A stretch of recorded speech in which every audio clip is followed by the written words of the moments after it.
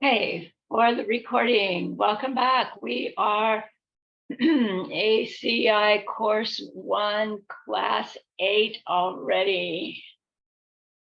It's August 10th, 2023.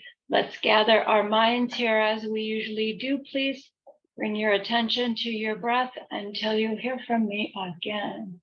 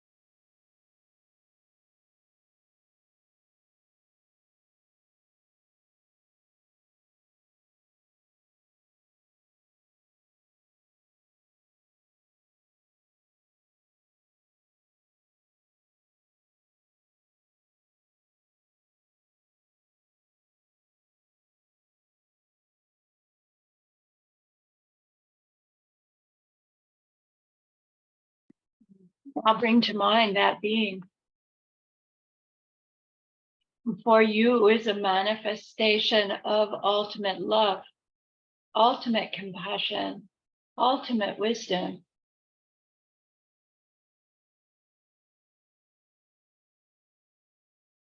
And see them there with you. They're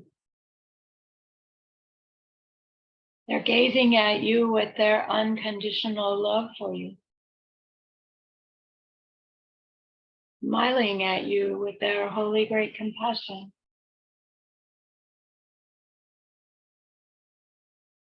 Their wisdom radiating from them.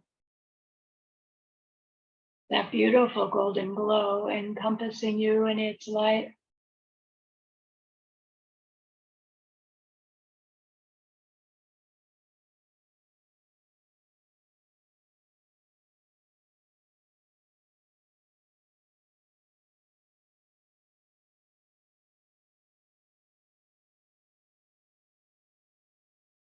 And then we hear them say, bring to mind someone you know who's hurting in some way.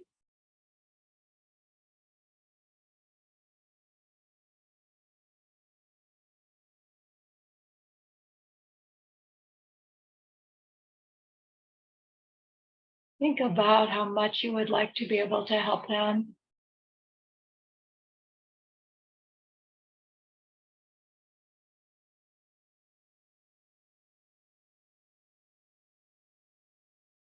And how the worldly ways we try fall short.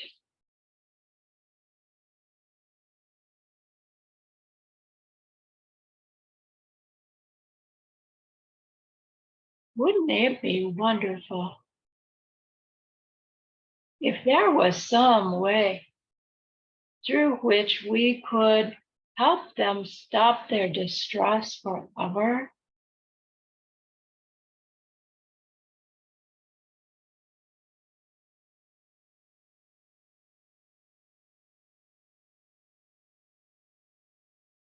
We wonder if it's even possible.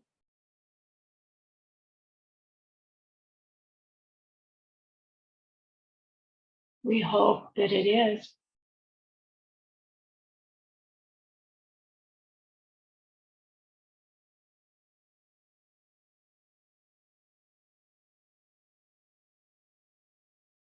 And so we turn our minds to that precious being before us.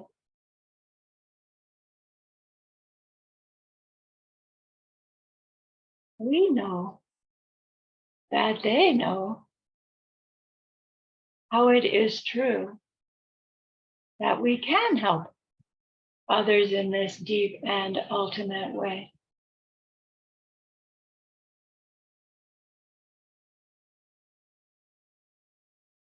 And so we ask them, please teach us that.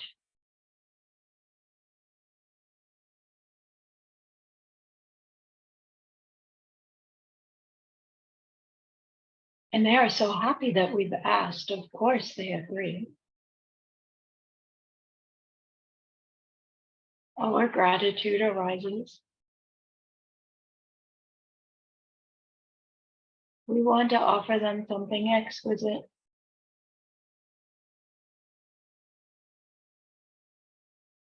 And so we think of the pure world they are teaching us how to create. We imagine we can hold it in our hands. And we offer it to them.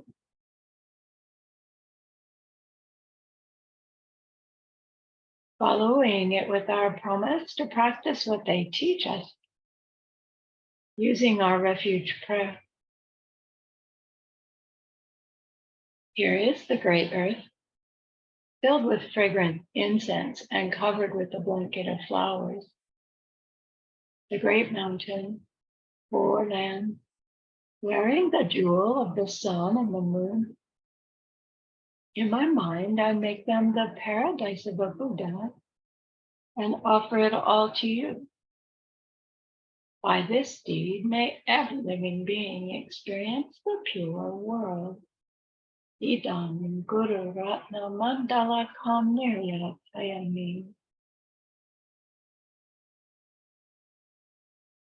I go for refuge until I am enlightened to the Buddha, the Dharma, and the highest community. To the merit that I do in sharing this class and the rest, may I reach Buddhahood for the sake of every living being. I go for refuge until I am enlightened to the Buddha, the Dharma, and the highest community. Through the merit that I do in sharing this class and the rest, may we reach Buddhahood for the sake of every living being. I go for refuge until I am enlightened to the Buddha, the Dharma, and the highest community. Through the merit that I do in sharing this class and the rest, may all beings reach their total awakening for the benefit of every other.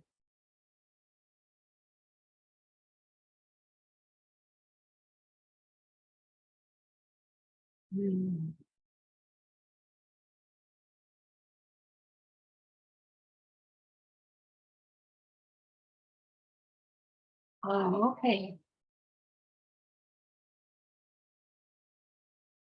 What do we do next? The prayer. Let's hear Jetsun Kappa.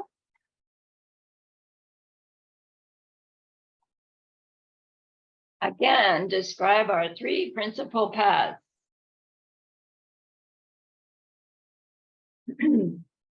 I bow to all the high and holy lamas.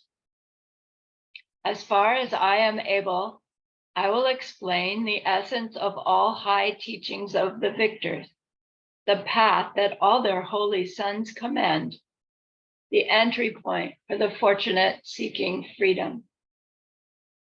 Listen with a pure mind. Fortunate ones who have no craving for the pleasures of life and who, to make leisure and fortune meaningful, strive to turn their minds to the path which pleases the victors. There is no way to end without pure renunciation, this striving for pleasant results in the ocean of life. It is because of their hankering life as well that beings are fettered. So seek renunciation first. Leisure and fortune are hard to find. Life is not long. Think it constantly. Stop desire for this life.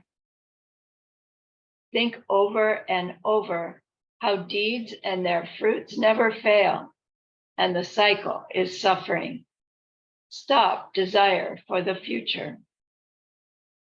When you have meditated thus and feel not even a moment's wish for the good things of cyclic life, and when you begin to think both night and day of achieving freedom, you have found renunciation.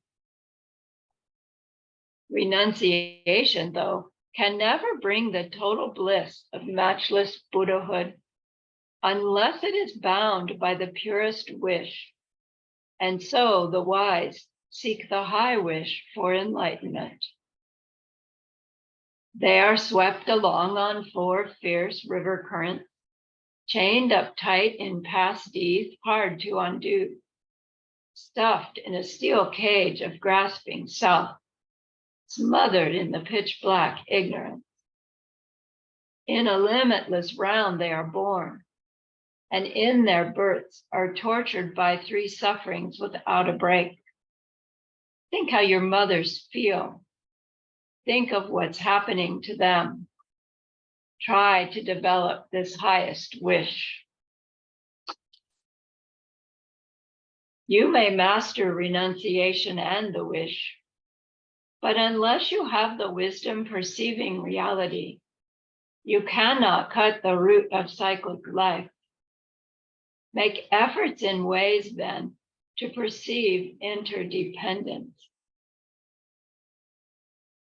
A person has entered the path that pleases the Buddhas when for all objects in the cycle or beyond, they see that cause and effect can never fail. And when for them, those lose all solid appearance. You have yet to realize the thought of the able. As long as 2 ideas seem to you disparate, the appearance of things, infallible interdependent, and emptiness beyond taking any position. At some point, they no longer alternate, come together. Just seeing that interdependence never fails brings realization that destroys how you hold to objects. And then your analysis with view is complete. In addition, the appearance prevents the existence extreme, emptiness, that of non-existence. And if you see how emptiness shows in cause and effect, you will never be stolen off by extreme views. When you have grasped, as well as I, the essential points of each of the 3 principal paths explained, then go into isolation, my child, make mighty efforts, and quickly win your ultimate wish. Says Lama Tsongkhapa.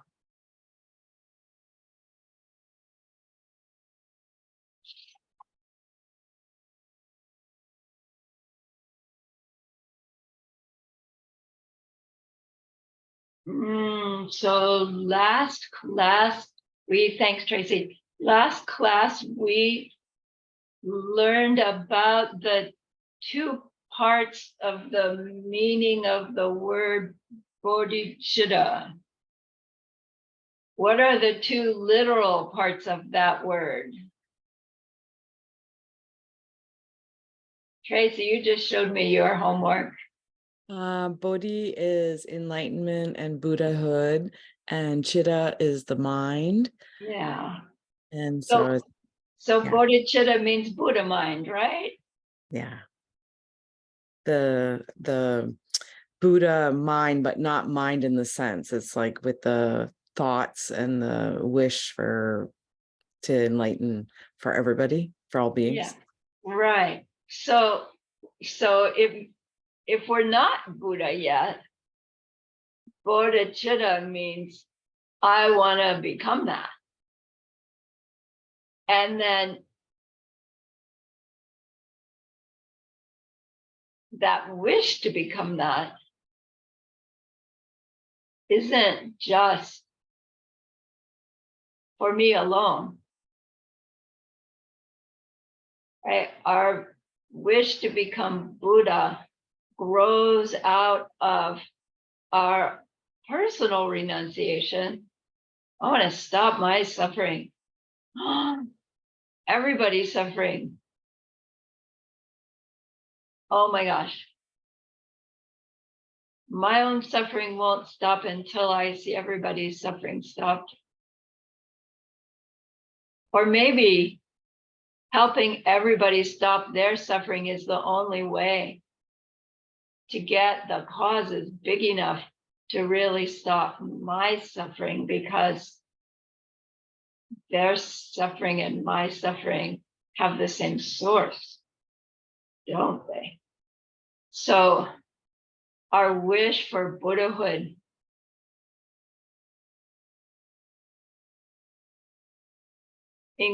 includes our wish for the Buddhahood of all being, right? Buddhahood with a little b. And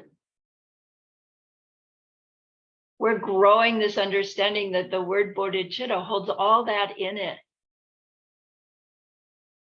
The wish to reach total enlightenment for the benefit of all sentient beings. We're even packing that phrase. We'll spend many hours on it. So it has those two components. All beings. And the highest state that consciousness can reach. And when we have that wish imbued within us, there are 9 ways that affects us, 9 benefits of cultivating this state of heart. And your job on your homework was to write down 6 of them, which means between all of us, we should all have 9, or we shall have all 9, I mean. And so, let's rattle them off, please. Victor, would you give me 3 of them, please? The first one, once you have the wish for enlightenment, all your good deeds are the cause of your Buddhahood. And then once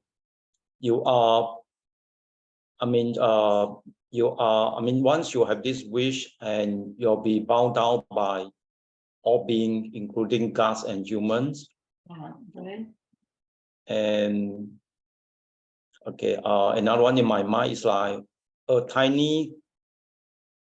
tiny good seeds you plant by like feeding the bird with some food is the practice of Mahayana.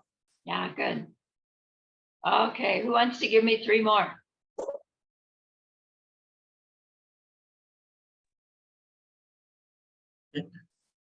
Teacher, I can give Okay, 3. Chue. Okay. All Buddha will consider we as a son and daughter. Okay. And then all Bodhisattva will consider us as their brother and sister. Nice. And we can achieve Buddhahood in one lifetime. Yay. So we now know those are Chue's favorites. So we need 3 more.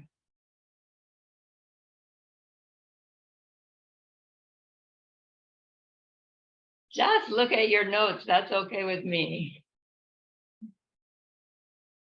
Going once, going twice. I'm going to call on somebody. Crystal. Chris. Sorry, I automatically called you Crystal. That's okay. I'm not sure which ones were said because I wasn't following what people said. So 3, 3 and 8. Okay, so the 3, I think, is you outshine the practitioners Right, that of other lower paths, those who don't have the highest wish. right. They yeah, 5, thing to do with bodhicitta. And then which one was the other one? 5 and 8. I have A, B, C, E. Oh, A, B, C, D, E, and F, G, H. Oh, H, okay. By achieving the wish, you enter the Mahayana or greater way, which is Right. a larger capacity with a greater responsibility to help all sentient beings. Right.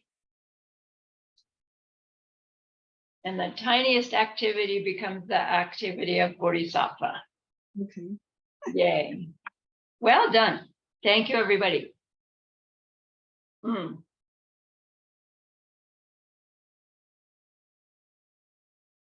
So the class before that, we learned the principles of karma, didn't we?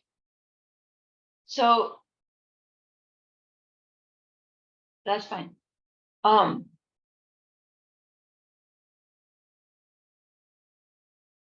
So karma meaning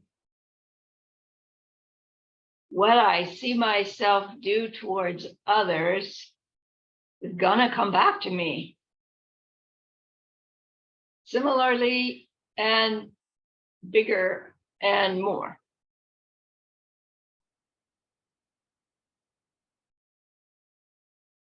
Which means if what I want to come back to me is a pure world, I need to somehow see myself doing towards others something that will plant little teeny seeds that will grow into that pure world. And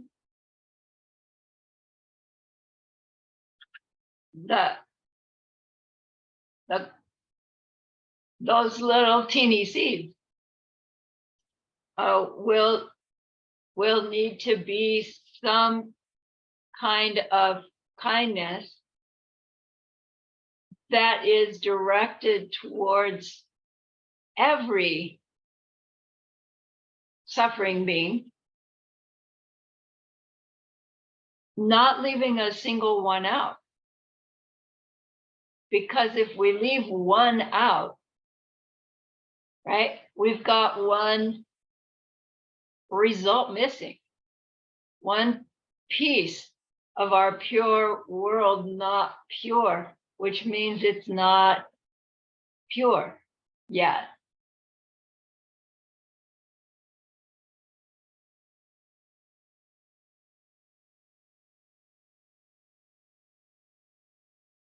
Making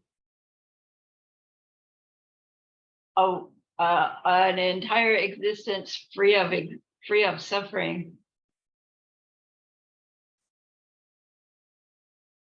is only possible if we make the causes for it. And when we're making the causes for it, it is inevitable that it has to happen. Right? Deeds done will give a result. Unless we intentionally purify them, which we're not going to do with our merit, with our goodness. And we are going to do with our mistakes. So it really is just a matter of time for us to get it right. And as we are learning the principles intellectually and applying ourselves to them behaviorally, we're actually starting that ball rolling towards the inevitable, right? Buddha, you and Buddha paradise emanating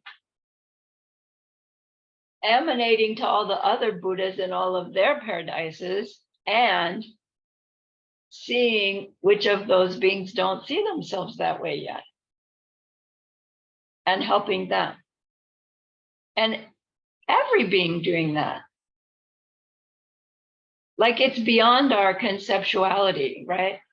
So we think of the most extraordinary purity that we can come up with, and then you multiply it by all beings.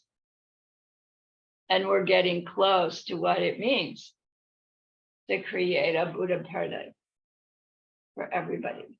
It's really, really huge. And if you have just an inkling of that conception of creating that as you give the little piece of bread to the bird, the seeds planted in your mind is serving that one little being with this great big wish in mind. That's planted in your mind. Teeniest kindness is the result of Buddhahood for everybody, not leaving a single one out.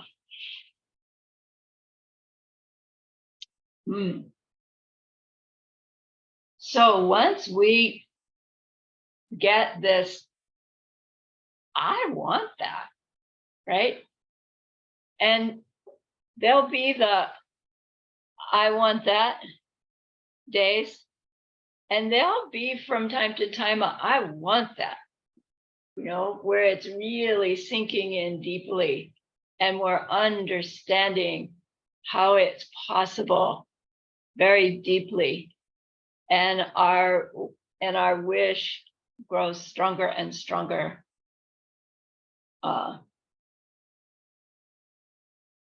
And so our next question naturally would be, like, how do I develop it? You know, like I've got this little spark that pops up. How do I get that spark to be a constant little flame?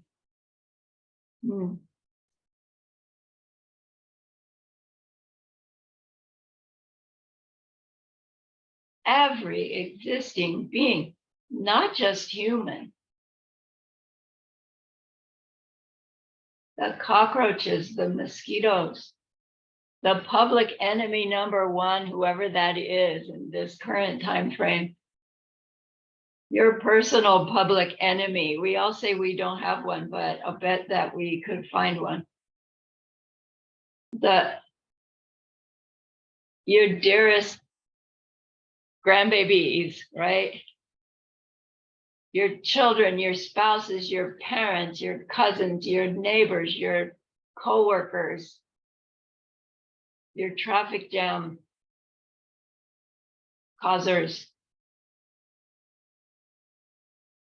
Yeah, who do we leave out of our care and concern?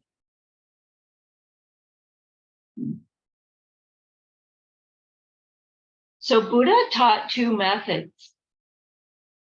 different methods for growing this wish intellectually, and then using those methods to sink it into our heart, and growing using those methods to grow into the result of the actual direct experience that we've talked about a little bit before, where, right, whoa, you have this experience of extraordinary love for all beings flowing out of you.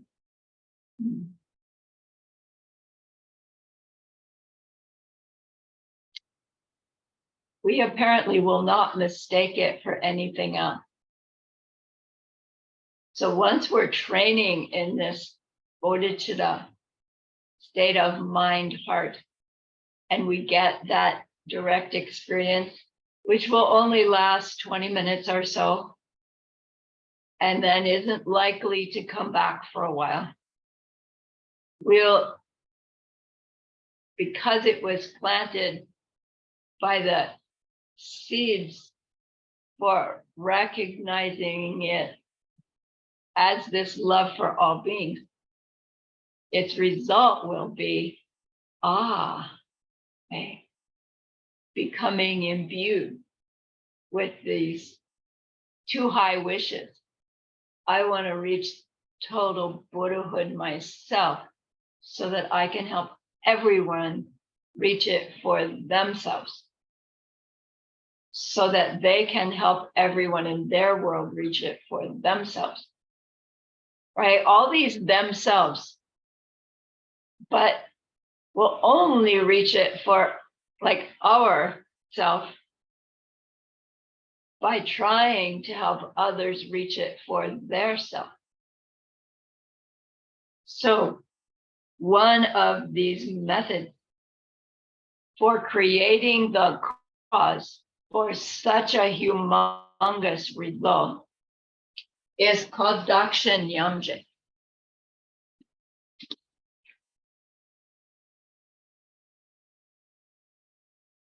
Daksha Nyamje. I'm going to go this week and get new markers so my color, my black will be blacker. I promise. Daksha Nyamje.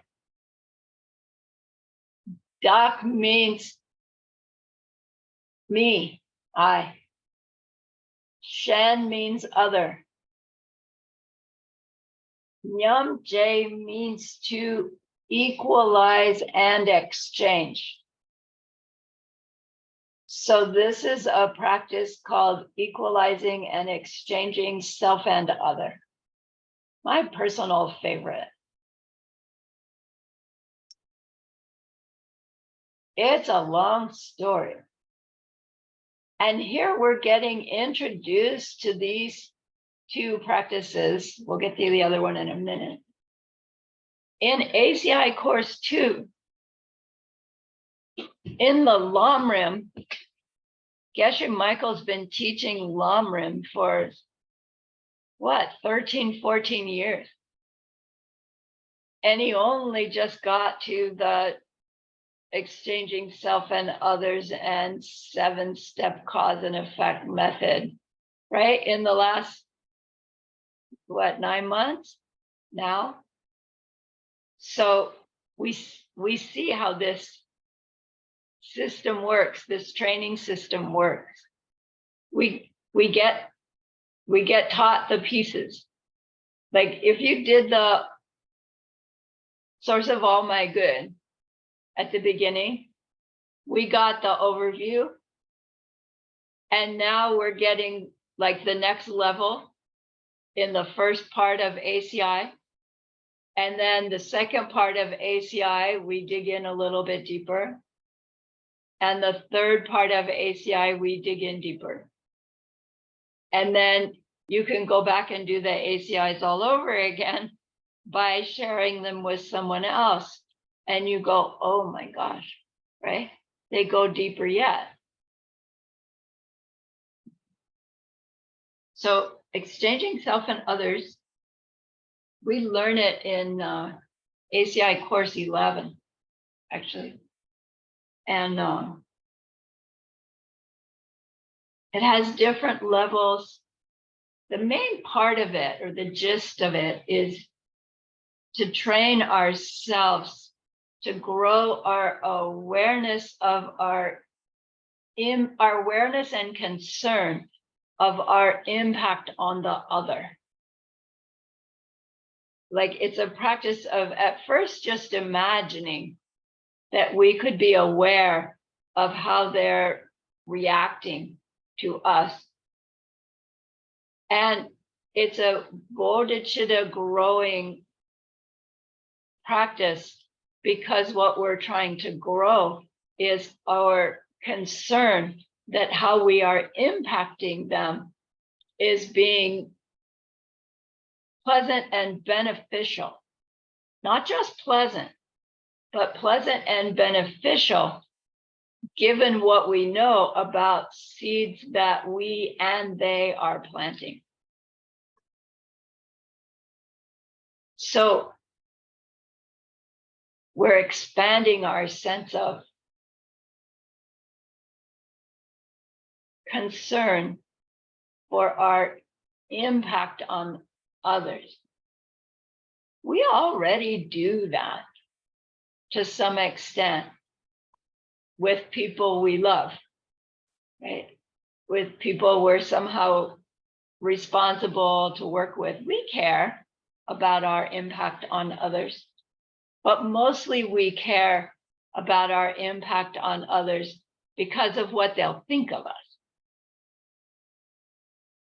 But here, our concern is, am I being a good influence on them? Right? Am I serving them? Am I helping them? So it's a little bit of a twist on the theme. Yeah, I care what they think of me. Right? Right? Because of the impact for them, not the impact on me. Right? So there are nuances to exchanging self and others.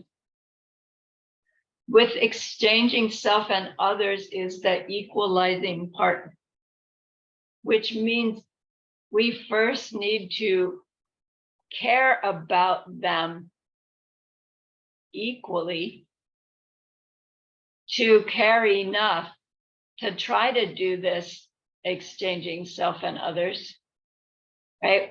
When we care for someone, yes, we want to get their favorite birthday cake. You know, not the one I want to eat, but their favorite. It's natural. But we limit that natural ability, right, to do for them, for their happiness, to those people we love. That's sort of what we mean by love. And those that are neutral and those we don't care about and those we don't like, you know, we're a whole lot less likely to care whether we get them their favorite birthday cake or any birthday cake at all. So the part of this exchanging self and others is first to cultivate wanting to even care about them that much. So, you know, even the wasp floating on the pond surface, you know, if he's there on purpose, great. But if it's upside down, you know, and like this, do we go, oh my gosh, right? You know, scared, suffering, terrified being, do I reach out to help? It's a wasp, it's going to sting me. Doesn't matter, right? Try to save its little life. With bodhicitta, wasp, right? Your mind now, I'm going to take you to total enlightenment someday, whoever you are inside there. Okay. So His Holiness often starts a teaching, everybody just wants happiness. Everybody wants to be free from suffering. Every conscious being. So come on, you know, why fight with others? Why struggle with others? Why not? You know, try to contribute to others' happiness instead of contributing to their suffering, which we don't go out of our way to do, I don't think. But maybe we inadvertently do because we're so focused on our own convenience, our own, right, need. You know, and it's just the habit. You're in the grocery store, you're in a hurry. You know, the old lady is standing there at the, you know, can't quite see the labels in her glasses. And you just go, excuse me, and reach right in front of her and grab your thing and you're out of there, right? And it's like, right? It just seems so natural and I've been polite and it doesn't interfere with her. But I could have said, ma'am, can I help you? Right? Or I could have just waited till she was done. And then when I'm the one standing there and somebody reaches in front of me, Do I go, you know, or do I step back? Right? When we're on self-automatic pilot, we're just unaware of all those other people's needs and wants. We're just focused on getting our own needs met. And we're not unkind, rude, but we're just blinded, right? And we're missing opportunities to do things with bodhicitta.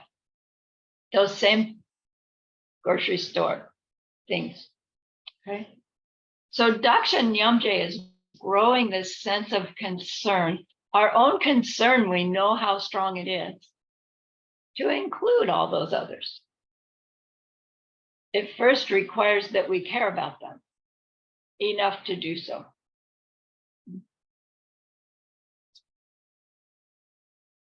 As we go deeper in that practice, we recognize that trying to bring others some happiness is in fact the source of our own,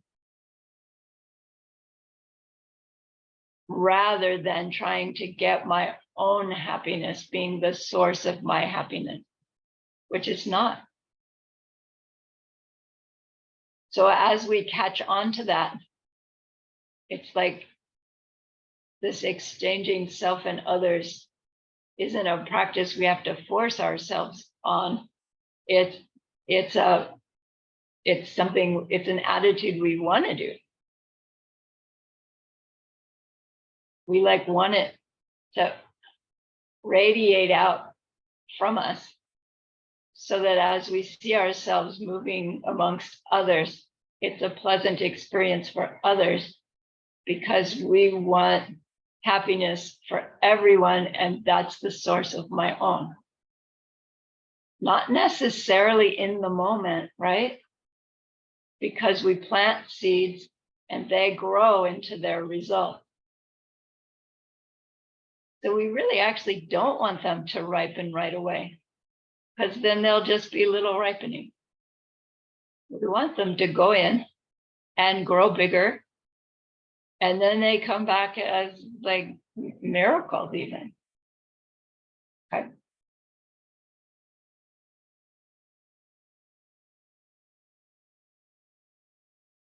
Geshe-la says, the more we do this, focusing on others' happiness, helping others get their needs met, like at the beginning, it feels like at our own expense. Like I won't get my needs met because I'm focused on getting your needs met. But the result of that is that your needs get met without having to do anything to get them met. So, right, you finally like connect the dot and reach this momentum where this attitude of taking care of them, you don't have to worry about your own needs getting met because they just do. And you come to trust that. It's a nice switch, you know, and we go into it and out of it, my personal experience, in it and out of it. But when we're in it, it's really a nice flow, right? Like being in the flow. So Daksha Nyamje, it's a beautiful, beautiful practice, but it's not the one that Jetsun Kappa is talking about in this 3 principal paths. Right, so we're talking about those verses that say, you know, think how your mothers feel.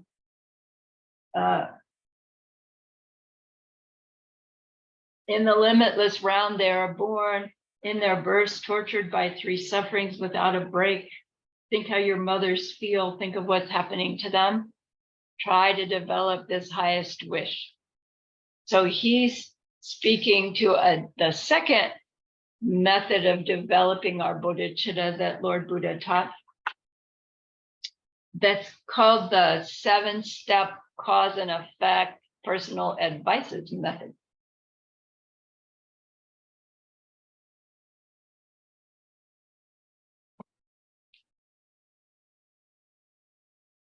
Yundre, where is it? Gyundre men not dun. Gyundre men not dun. Yeah, there it is. Dun means 7, the number 7. Gyundre means cause result.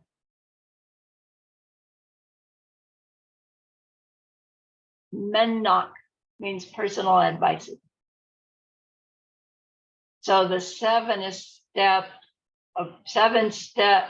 personal advices of the cause result method of developing our bodhicitta, Jungsam.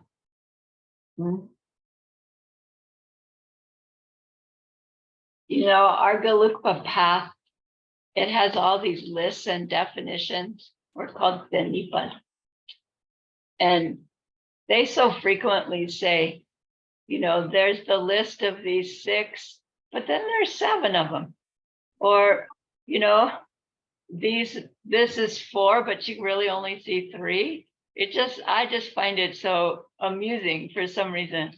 So this is one of those. It's the 7-step cause and effect method, but there are 8 parts. Because there's a preliminary. Chris, is that your hand? You have a question? And if someone could sometime share with me, like in the last Lam Rim, there was the list of 11, and it's like almost the same. And I don't have a confusion about, oh, this one's 11 and this one's 7, but I have a confusion about where they come from. Are they all sort of the refinements of the same basic list, or are they different methods from different teachings? Yeah, they're the 11, which I've seen as 13 actually, is when you combine the 7-step with the exchanging self and others, it comes into this more than 7. Thank you. Yeah. And so that was taught by others, but that one in particular was Pabonka Rinpoche's method. Okay, so the preliminary to the 7th step is Tongyam. Tongyam is the word for equanimity.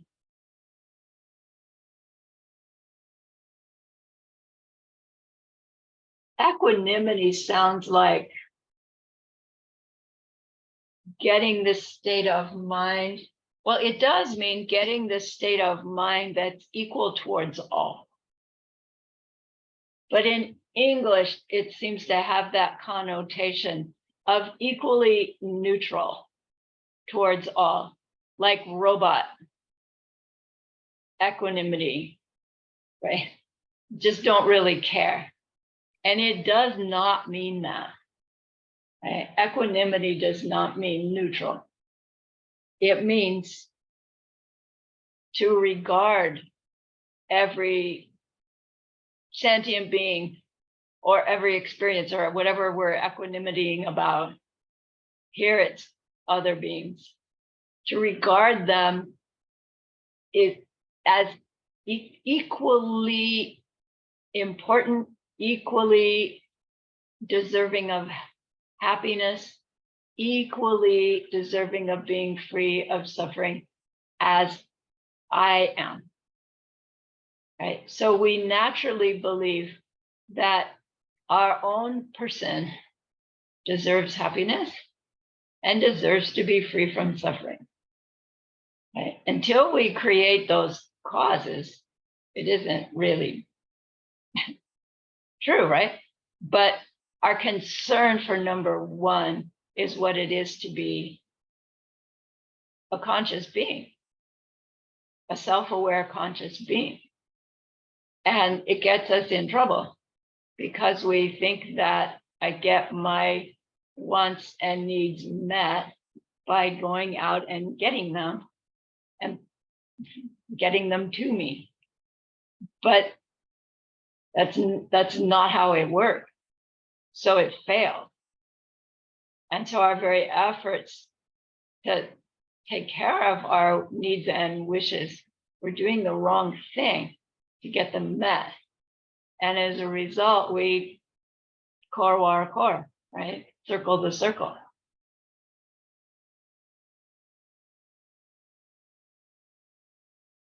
So taking that our own like inherent self-concern and expanding it to recognizing that every conscious being has that same self-survival wants and needs mechanism happening. And they all misunderstand how to satisfy it. And now we have an inkling of how to satisfy it. We're growing this, wish to know more, wish that they could know, wish to be the one that will help them, turning it to all others, not just, right, those close. We start with those close. We start with those who are interested, in fact. And then we grow our concern beyond.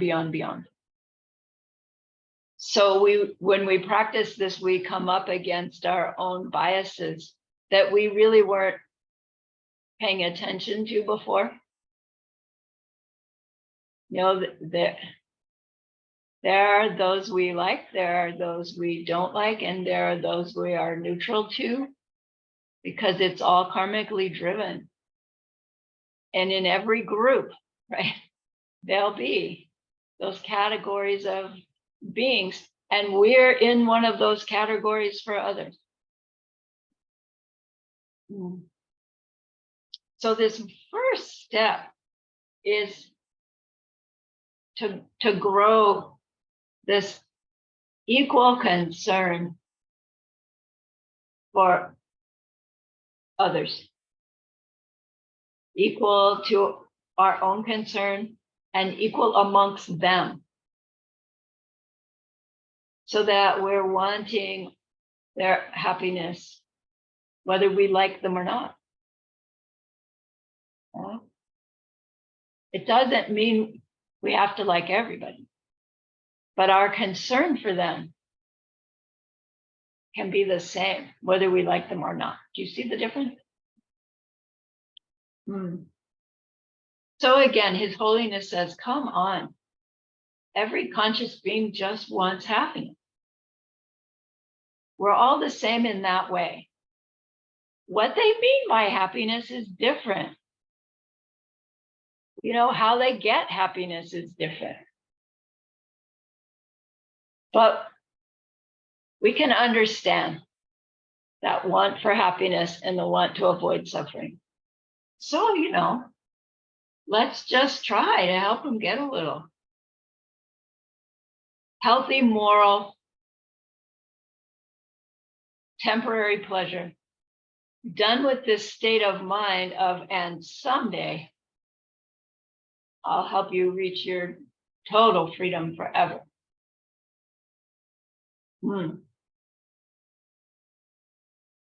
So once we have this sense of equanimity, we start the first step of growing our bodhicitta.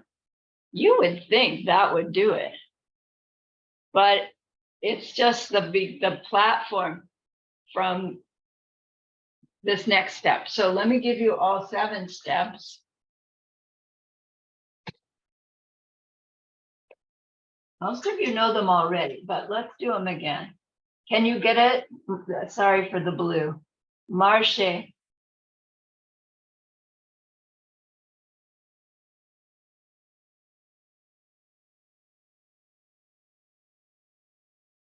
Dren.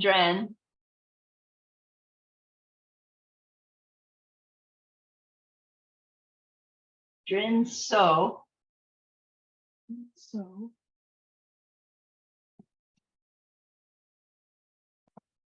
Yeong jompa.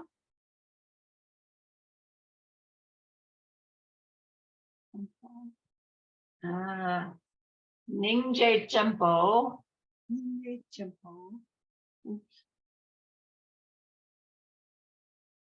Laksam Namda,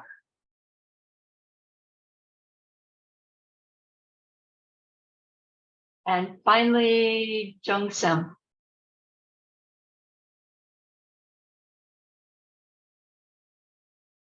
Okay, got him?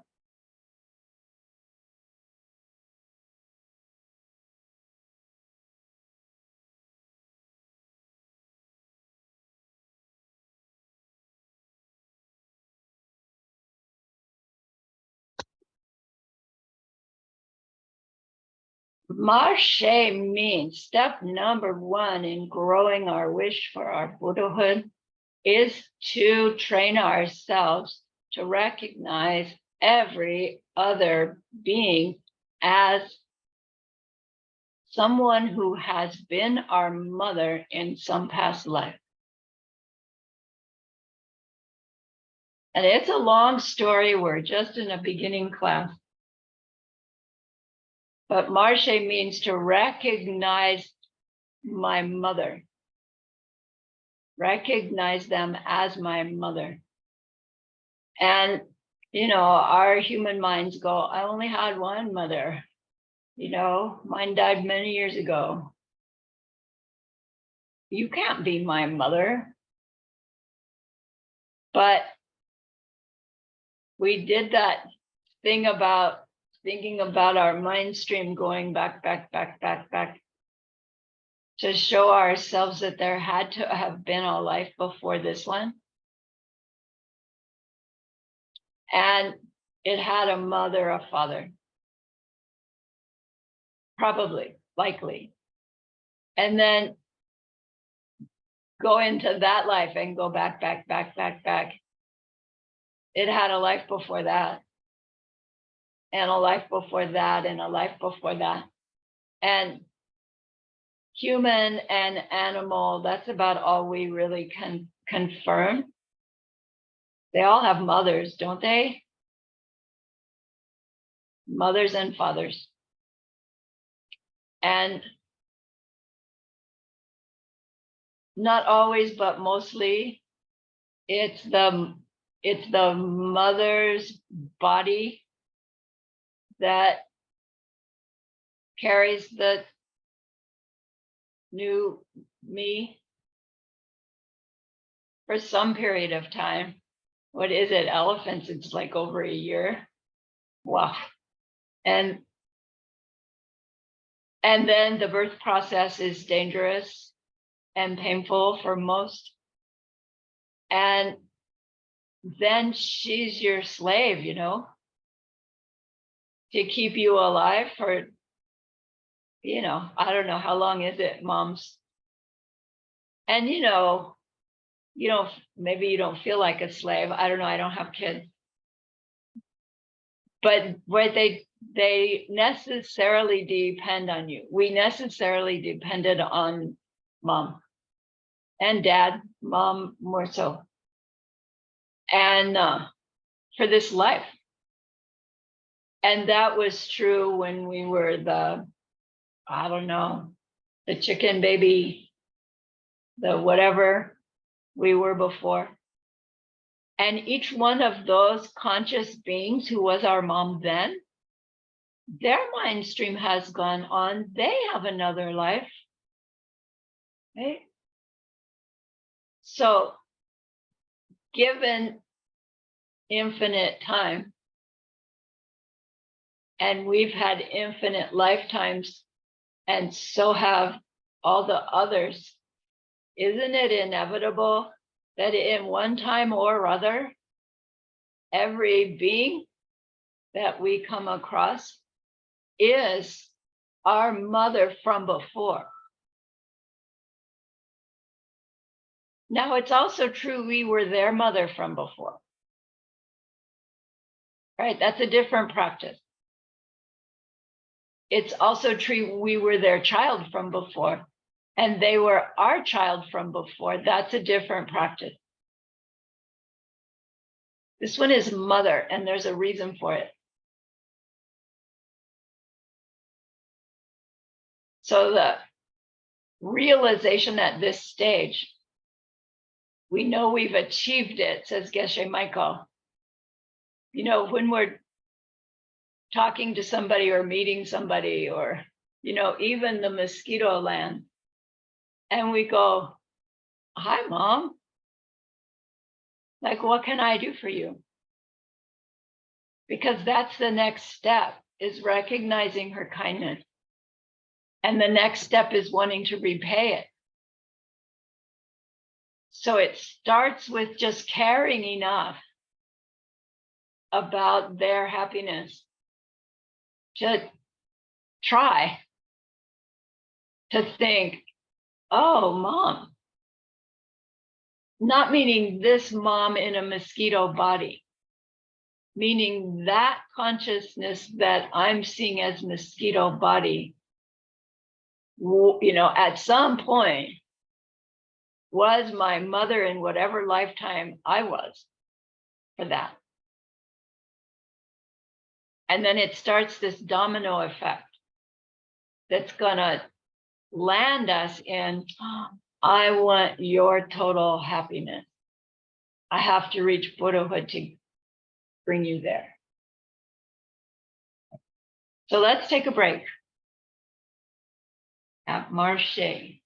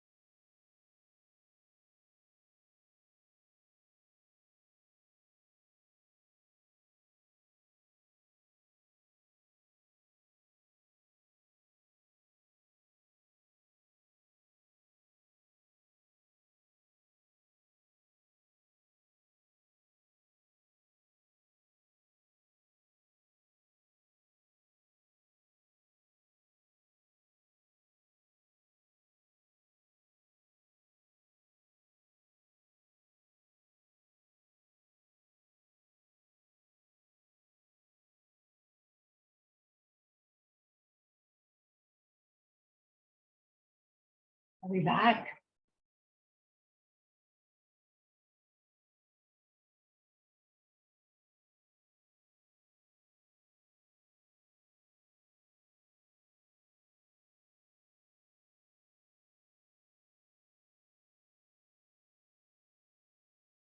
Oh.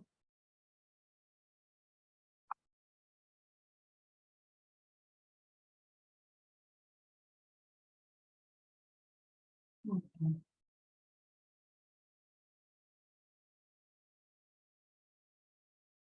Translators, are we ready? Yeah. Okay. All right. So we're we're cultivating the equanimity, right? Using our logic. Gosh, even the mosquito just wants happiness. And then we're using our logic to establish, maybe it's true that that mind stream and my mind stream once upon a time were mother and child. And so I'm just going to pretend it's true for starters. And those seeds will grow into someday, like everybody we meet will be a little familiar. And it's like, oh, mom, from before. So the next step then is dren dren. Dren is that same word from Drempa that has to do with our meditation practice that we'll learn about. It means to recollect, to bring back to mind. So it means remember. And Drin, D-R-I-N, is kindness. Remember their kindness. So this one has to do with recognizing the kindness of our mothers. And you know, in the West, we have the karma for many of our relationships with our mothers to not be so pleasant, right? Some people have had terrible experiences with their moms, and so it's a little hard, this practice. In that case, the teachings say, okay, set that part all on the shelf for right now and recognize that that being birthed you, carried you for the 9 months, did something to keep you alive, which she didn't have to do.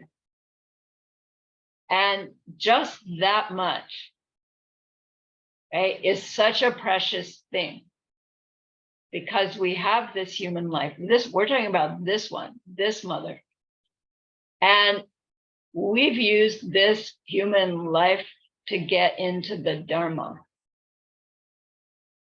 And so, regardless of that relationship quality, she gave me the lifetime in which I was able to meet the Dharma and do these practices to grow my bodhicitta. And so maybe all of that rough relationship was about helping me get here. And so regardless, she helped me. And, you know, she did facilitate me learning how to tie my shoes and going to school. And, right? So this is remembering the kindnesses of our mothers. Really specific kindnesses. And then, you know, you watch the documentaries about the animal realm and we see, you know, animal moms can be a bit harsh, but they are also like tenacious in keeping their children alive. So this stage is really reviewing again and again and again. Any being who's ever been my mother in that lifetime did me a really, really, really great benefit. And that adds to the one before. When we meet this, interact with this person, this other, and we have this inkling, oh, they were mom from before, and whoa, they did so much for me in that lifetime. It leads to the next one. I want to repay that kindness. Like, how can I repay that kindness?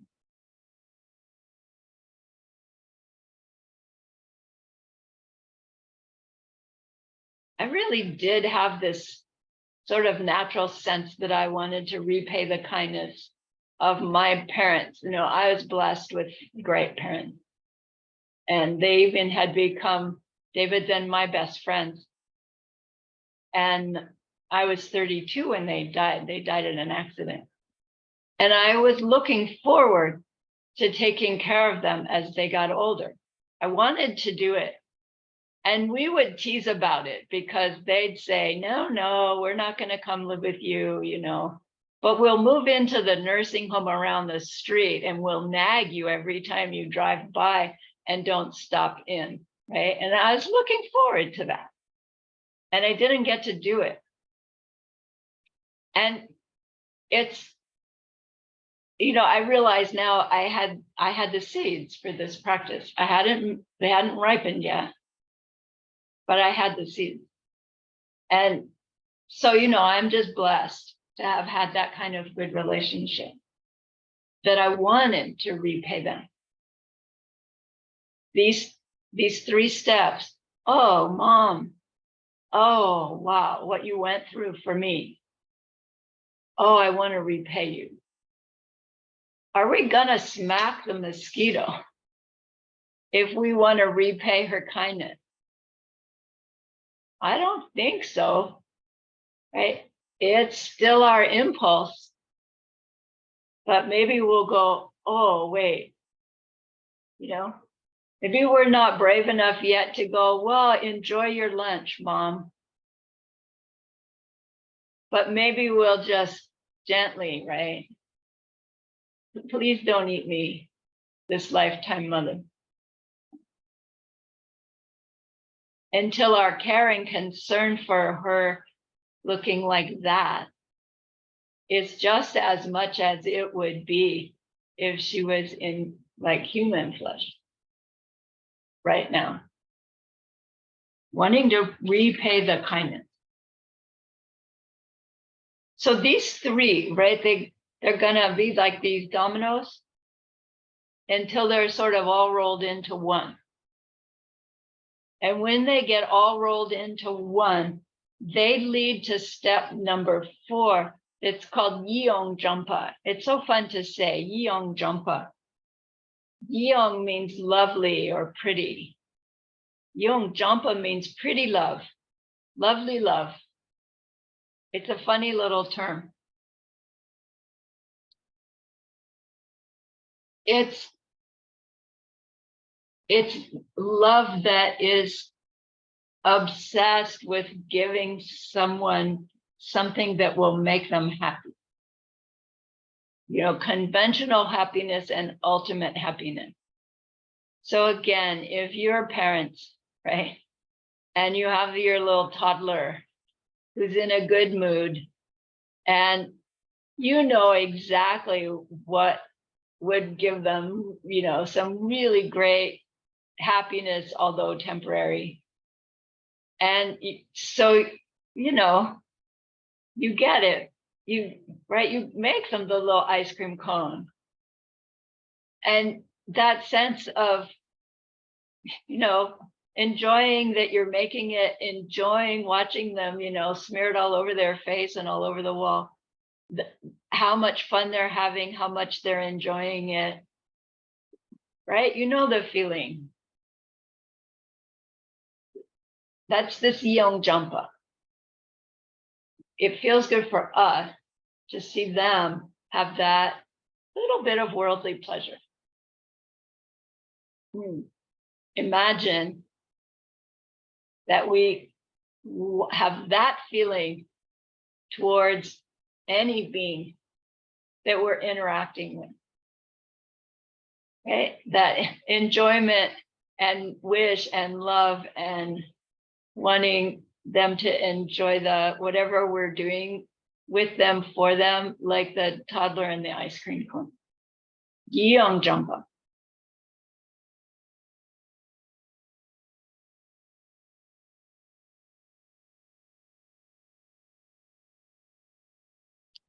Our moms have young jumper for us. Like, you know, you're the mom and the kids are in the playground and you have concern for the safety of all the kids. But your child, right? You can hear their voice. You can distinguish it from amongst the voices of all the others because of this particular concern, connection that you have with them. So, yeah, Barbara, I'll get to it. The sense of how devoted, yet how special our own offspring is to us. We're not negating that. We're saying expand it, right, to include anyone we're interacting with at any moment, with the mindset, heart set that I'll be like that with every being. Okay, love, wanting their happiness. Love means I want your happiness. So Barbara asked, you know, what if the person I'm with wants alcohol or drugs or a gun, or, right? Is it my job? Is it my love, my bodhicitta, to get them the alcohol? So what if they're in the midst of the DTs, you know, and alcohol is gonna buy them some time for you to get them to treatment? You know, maybe in a circumstance like that, you make an exception. But otherwise, although that is what they want and it would give them the, you know, temporary ice cream happiness, in the not so long run, it will hurt them and hurt us. And so we find some other way. Yeah. So it shows how this love, wanting others' happiness, there's a level about, okay, just worldly happiness, give them everything they want, and it can go wrong. And then the next level is, yeah, give them what they want that will also not harm. And then we'll give them what would help them be happy without harming, and also with some kind of bringing them to some greater awareness. And it grows like that. So the caveat always in helping others be happy is it needs to stay within ethics, not harming oneself or others in our effort to give them happiness, because harming another can't bring happiness.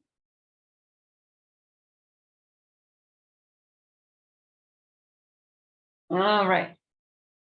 Yeong Jumpa, pretty love. Equanimity. They're all my moms. Mom was so kind. I want to repay. I want to give you happiness. Can we give anybody happiness?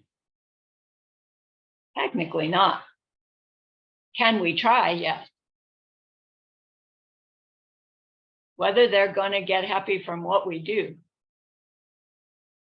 right, is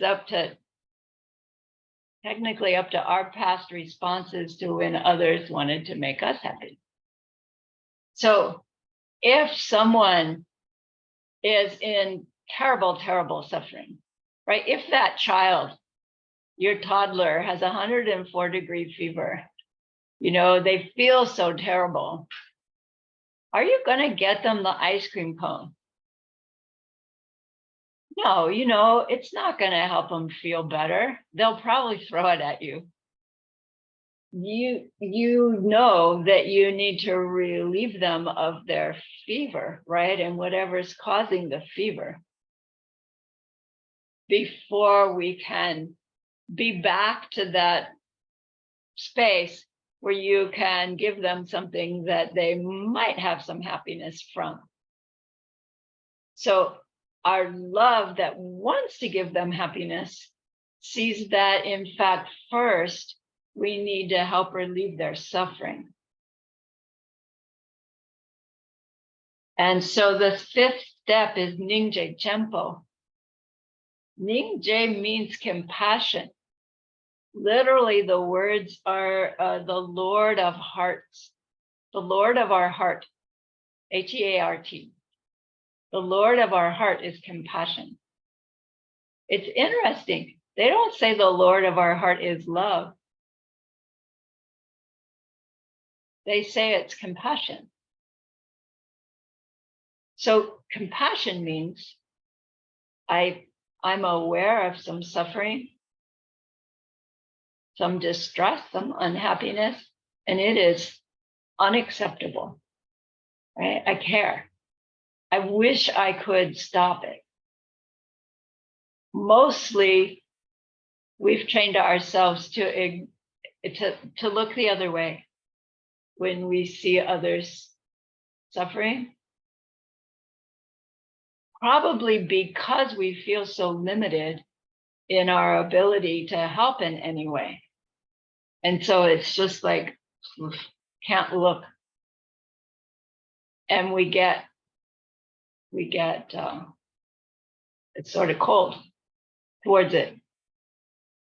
When we're willing to look at others' suffering and distress and willing to recognize, well, I can't fix it for good, but maybe I can do something to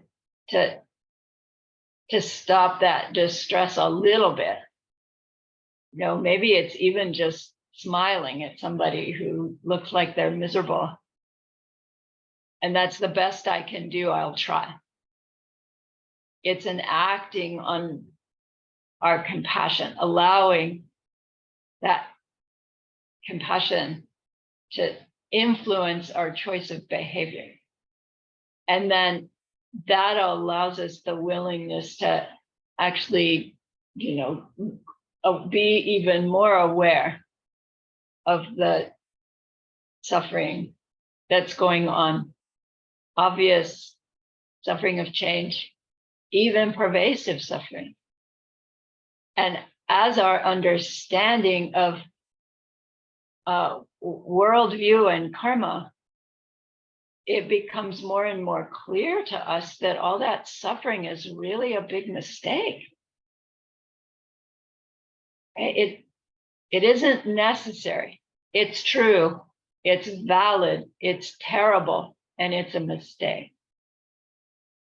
And as we become more and more aware of that, our compassion takes this next level, because it becomes so unacceptable, because it really could be stopped. So we're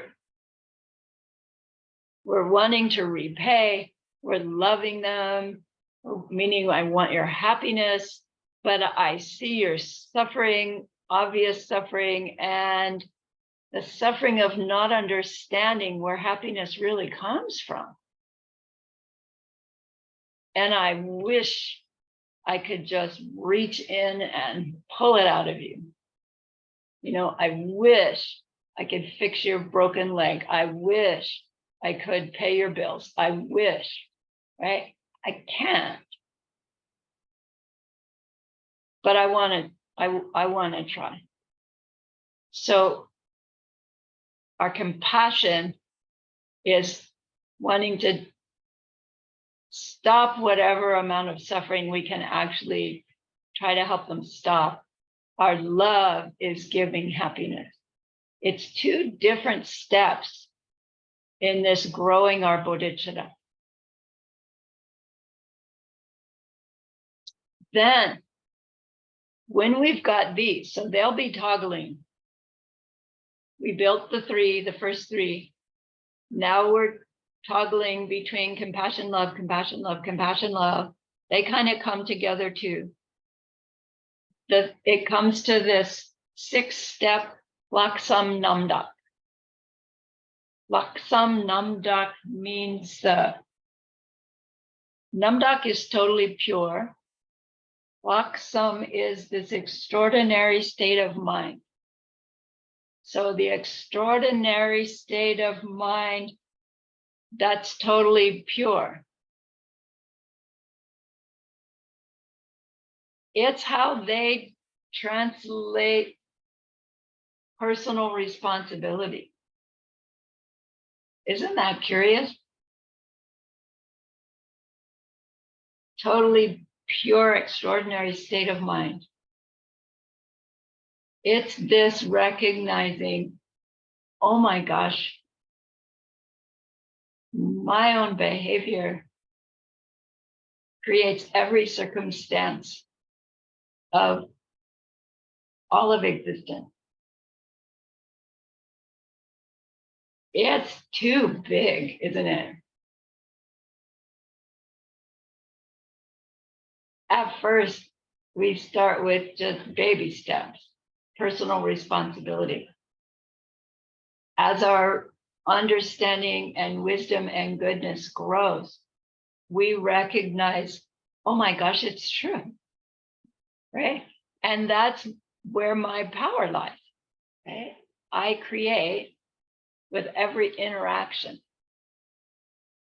And when I get it right, I'm creating paradise for everybody as I brush my teeth. Like, how often do I get it right? Not very often, but I realize it's possible. So Laksam Namdak starts with each of those being, they're my mother from before. So the scripture says, if your mother in this life fell into a pit of hot coals, you would instantly act to help her. You wouldn't stand around going, somebody else's responsibility. So that same sense of instant act to help turned on to everybody because they're all our mother. You know, again, it goes from, okay, I kind of get it for one, but all, wow, that's too big. I can't do that. Which is why it's a practice that we cultivate. We're not expected to leap to that highest level. At first, we start with just those who are easiest to do it with. And, you know, again, if you're parents, you've already done this. You have the seeds for it. And then the practice is to turn it on to those that it wasn't so automatic toward. And cultivate it. We cultivate it by just trying.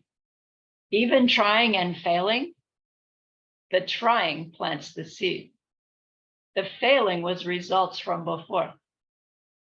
So it doesn't really matter if we fail at first. They keep trying. It's the practice.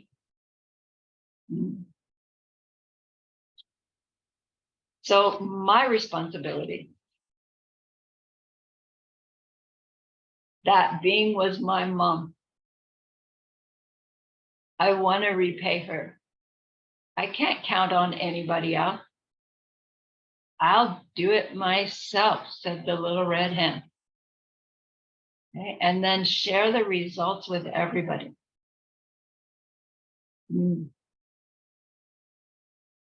Geshe-la says a bodhisattva never goes out of business. A bodhisattva's career path is to take suffering, bring happiness everywhere they go. It's constant. And pleasure, right? Pleasure to do so, joyous effort. So if we think about this concept of personal responsibility for others' benefit, that's what takes all of this and makes them the causes for bodhicitta. They say the personal responsibility state of mind is the direct cause for bodhicitta.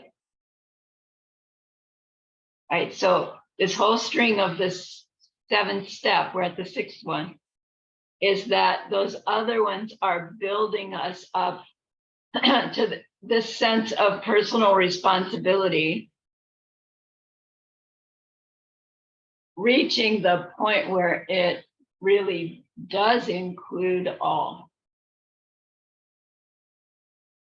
And that will grow out of seeds of calling it personal responsibility for all as we interact with this one. And then that one.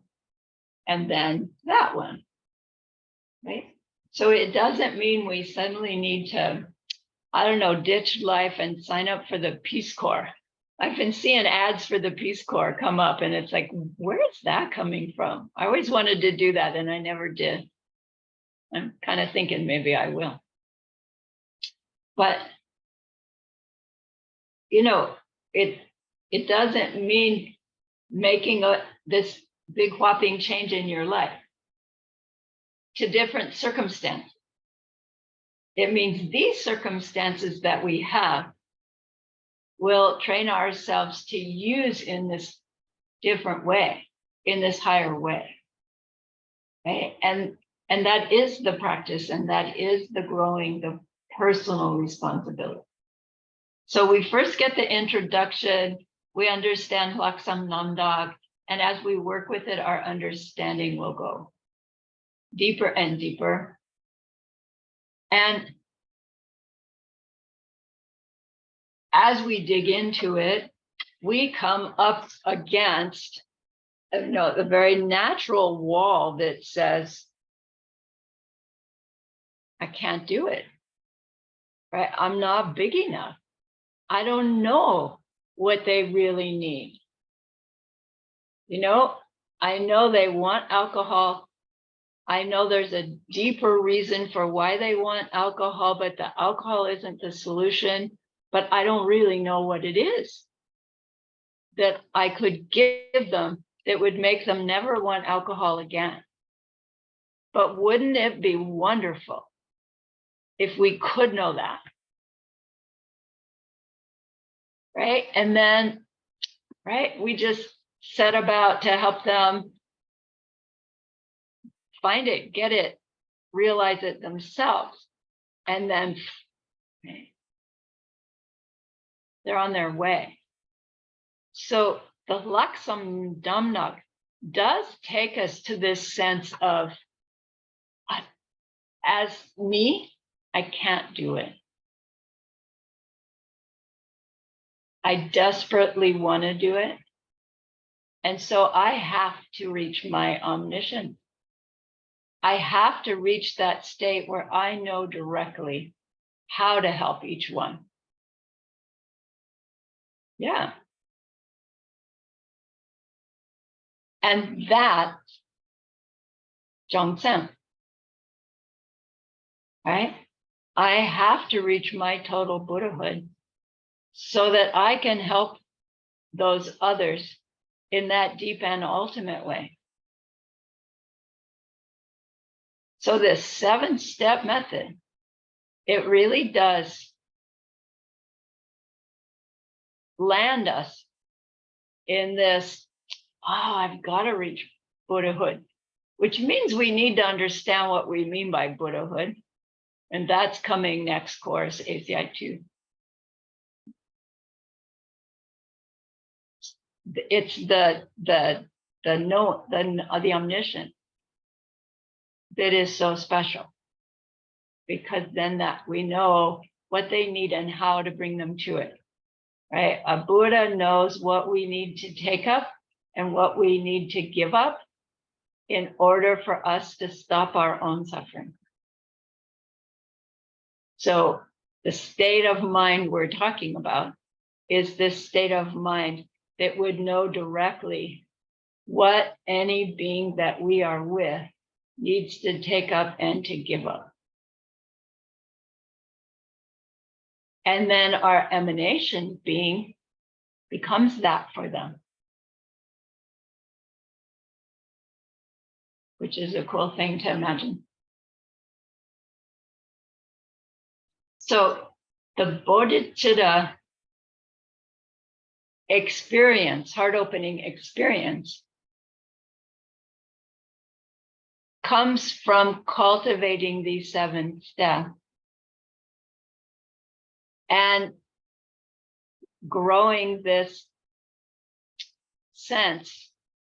It really is all on me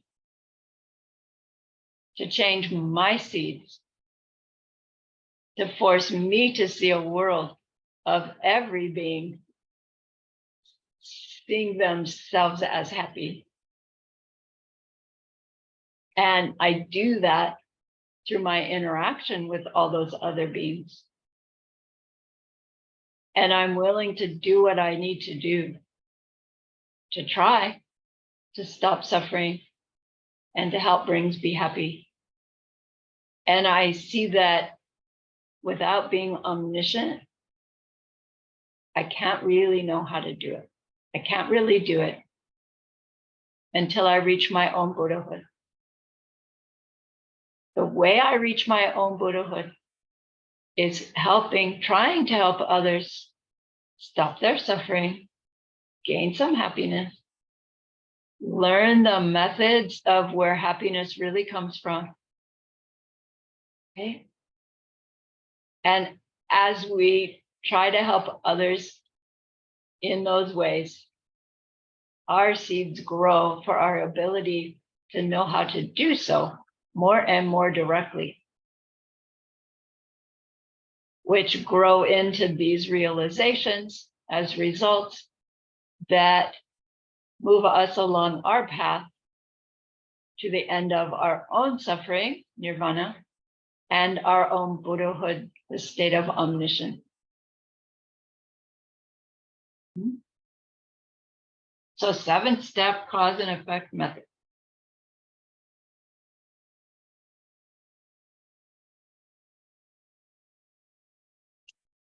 Principle path number 2. Because we took our renunciation and turned it on to others, we, okay? Our bodhicitta comes. Can you guide us in a practice and finish off that chat?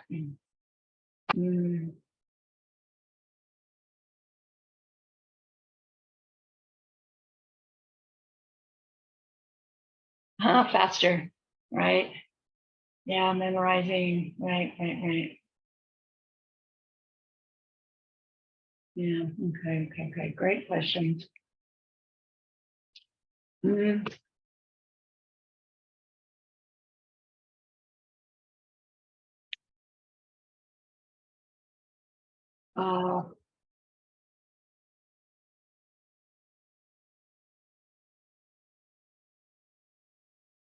You know, I was at a teaching by His Holiness years ago, and he got a similar question.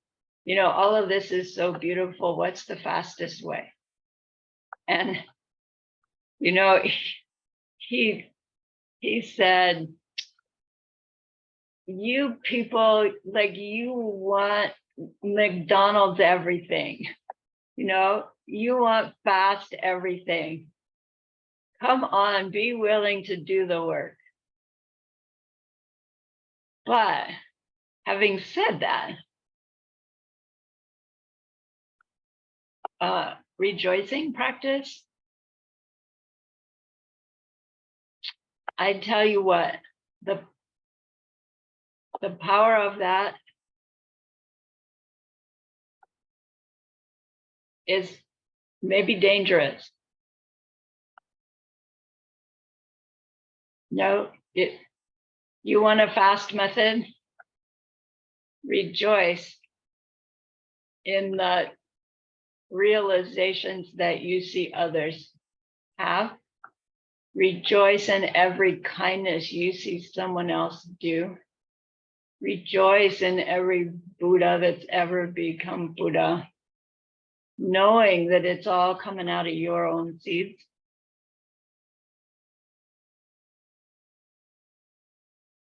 Like every pleasure is a rejoiceable because it's a result of something that we did to bring some pleasure to somebody else. And come on, isn't our lives more pleasure than displeasure, honestly? We focus on the displeasure. You know, I have physical body pain all the time, and I get in the way. It gets in the way, you know, that I have so much extraordinary beauty and pleasure and amazement, but my body pain takes front and center, you know, and it's just stupid.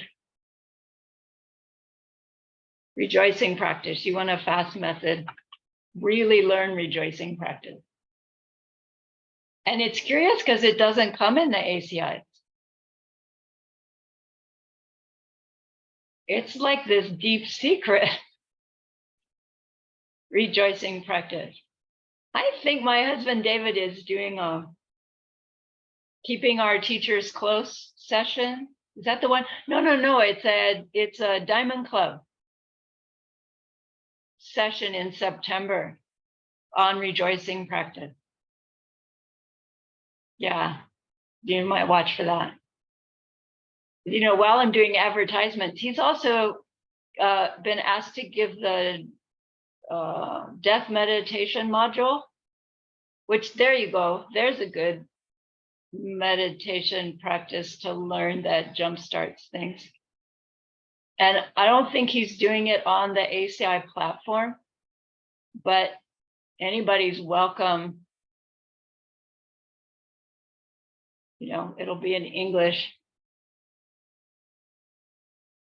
Unless, you know, anyway, that for when I teach that, it doesn't come until after ACI 3, but he's teaching it over a long weekend soon. I'm not sure when, but if you're interested, I guess reach out to the ACI platform to let him know you're interested, and he can put you on the list. What was the other question? Yeah, how hard it is to memorize. Again, just pick one verse. Shanti, the one that most inspires you, and keep working on it. If it takes 20 years to memorize it, that's fine. Right? Well, I have to confess, I cheated on the homework. I wrote it in there, but I didn't really memorize it. I cheated. That's all right. Do your best, right? Do your best. Planting seeds, ripening seeds. So it's okay.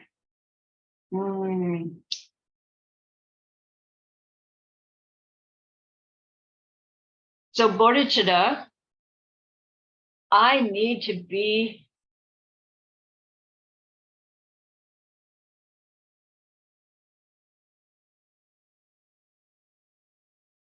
I didn't get that. I need to reach my own Buddhahood in order to help others stop suffering and reach happiness. The way I'm going to get there is to try to help others stop suffering and reach happiness. But I know that what I do won't help them in that ultimate way until I'm omniscient. But I can't get omniscient without trying to help them now. So everything I do now, I do knowing that it will be a worldly temporary thing, but is planting seeds in my mind to help them ultimately someday. Do you see how the circle goes? It's a spiral.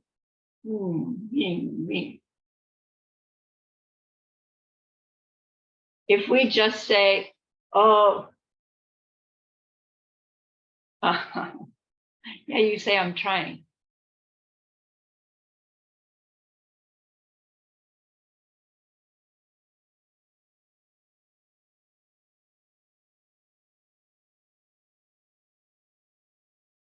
Sorry, distracted myself mid-sentence.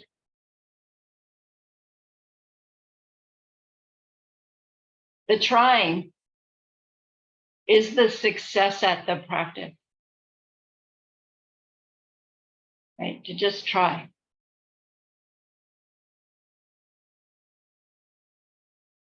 So bodhicitta, renunciation and bodhicitta.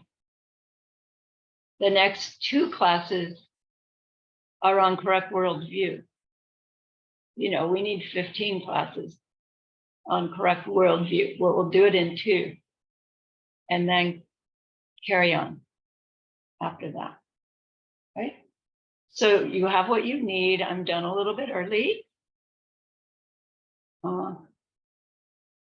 Yeah, I can take questions, or we can just go to our dedication and we can be done early.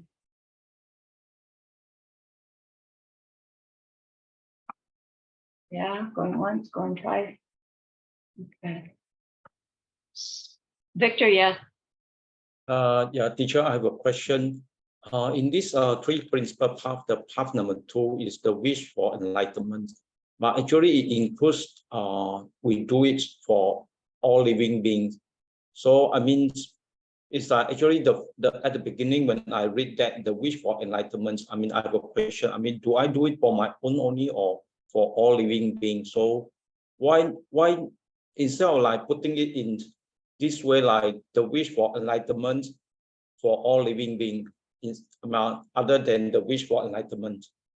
Right. So we will learn as we go on that the wish for enlightenment is incomplete to someone who's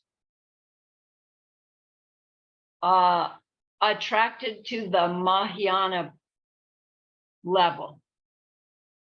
We can say the wish for enlightenment would mean I want to reach the end of my own suffering, and my nirvana is my enlightenment. So to just say, I want my enlightenment would only take us to nirvana, only, right? But it does not include this need to be omniscient to be able to benefit all others. Nirvana is not a state of omniscience. Nirvana is not a state where we're capable of knowing exactly what others need to give up or take up. We know how we stopped our mental affliction, and we would be able to help others learn to stop their mental affliction. And if that's your goal, then when we say, I want my enlightenment, that would be the result.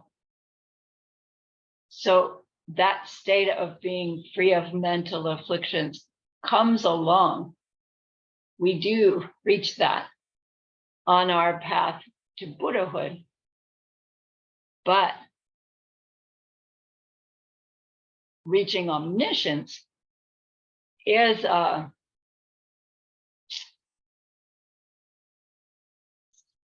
state of, you could say, pleasure. They call it bliss. That's beyond the freedom from suffering of nirvana. The compassion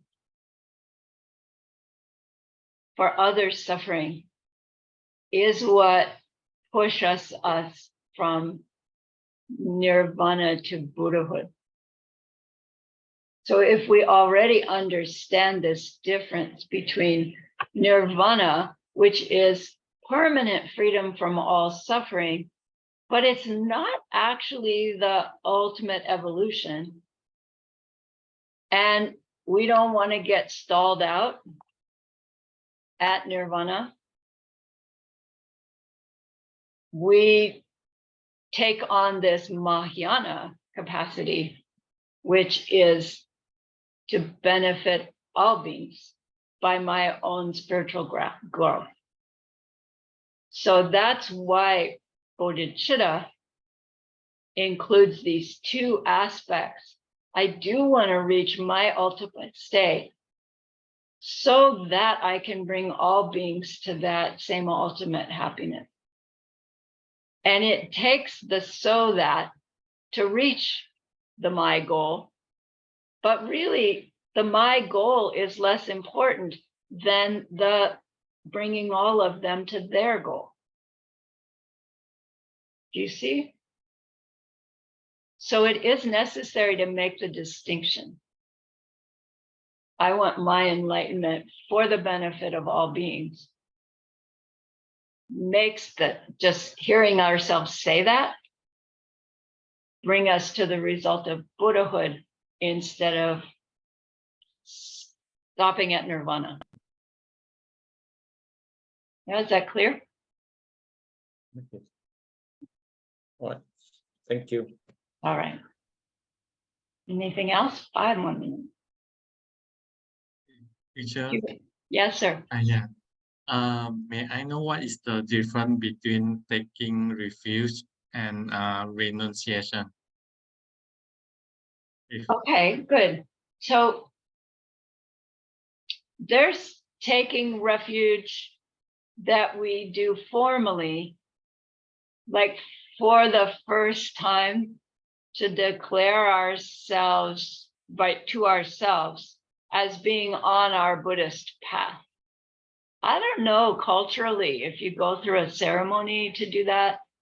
You know, here as a Westerner, I went through a ceremony to formally take refuge. Like getting baptized, kind of. Then in our practice, our daily practice of taking refuge, it means reminding ourselves again and again and again of the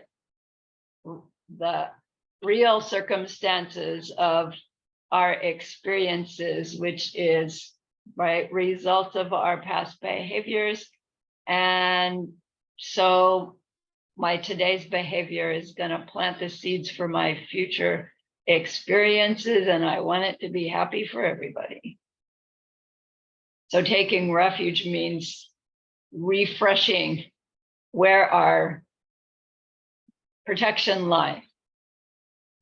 Renunciation and taking refuge repeatedly go hand in hand, because renunciation is recognizing more and more immediately that everything about my current life is a big mistake, right? Obvious suffering, the suffering of change, pervasive suffering, because my misunderstanding, my ignorance has colored my efforts to get happy and avoid unhappy sense forever. So every time we remind ourselves, this is all driven by behavior, planting imprints in my mind, coming out as this circumstance, how I respond plants new seeds for new experiences. So I'm going to try and respond with greater awareness of that. And so with greater kindness, less selfishness, more concern for other. And that's taking refuge. And it's also an act of renunciation. So every time we don't yell back when we think we should or when we want to is an act of refuge and an act of renunciation. Right? They're not the same thing, but they go hand in hand. Okay, understand. Thank you, teacher. Right? Okay, good. So remember that person you wanted to be able to help.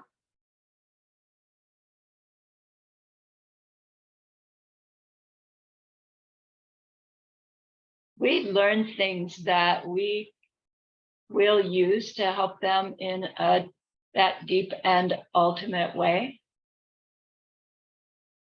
Really, it's just a matter of time. And that's a great, great goodness. So please be happy with yourself.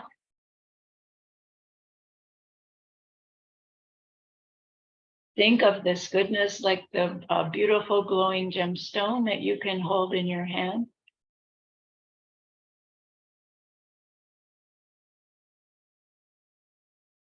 Recall that precious holy guide.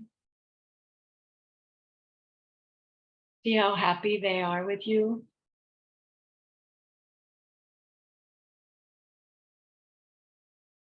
Grow your gratitude to them.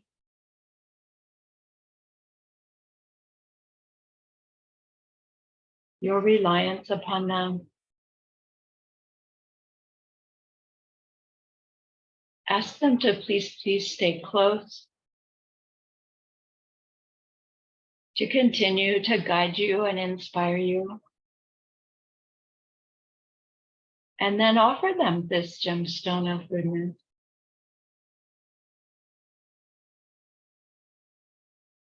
See them accept it and bless it. And they carry it with them right back into your heart.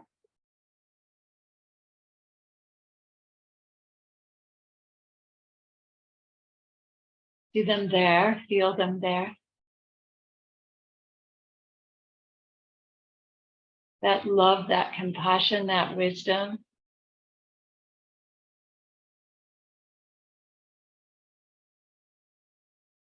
It feels so good, we want to keep it forever.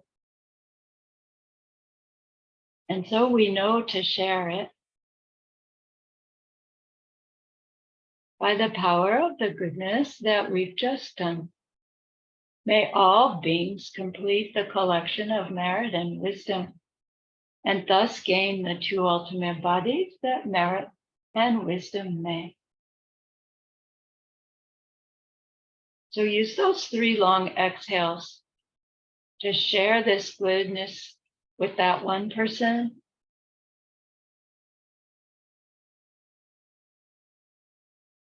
To share it with everyone you love.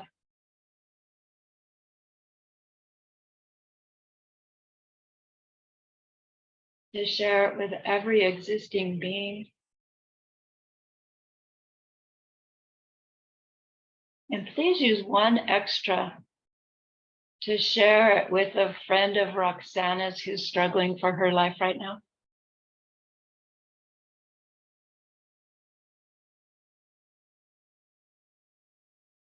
And may it be so.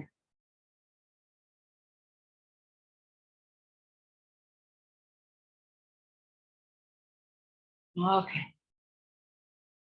So thank you so very much. Please do your homework. I will see you on Monday, right? This is Thursday. Okay. Have a great weekend. Thank you so much for the Thank you. opportunity. Thank you, Thank you, teacher. teacher. Bye-bye. Bye-bye.